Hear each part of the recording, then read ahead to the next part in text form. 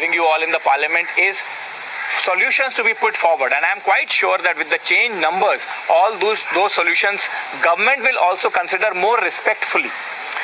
Yeah, I mean, that's a point. I think that the whole nation, especially the youth, which is potential, for the future. We have more than 60% of our population who are youth, and especially even the northeast, where this is a big problem, the unemployment problem, not only Meghalaya but the entire northeast and also the country as a whole.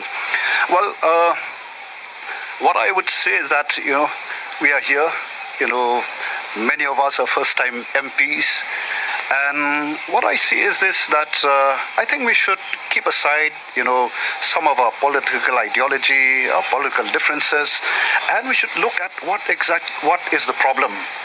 And I think that, all 543 of us, we are responsible to each and every, each and every person in this great country of ours. And so what I feel is that it is, it's high time that we put the people first. As I always say, when people elected us, we are elected, to serve those people who have elected us. In other words, we are here not to be served, but to serve. And I think if we have that kind of, mindset, where we are here to serve, and to serve to the best of our ability, and I'm sure that we can really take, the nation to greater heights.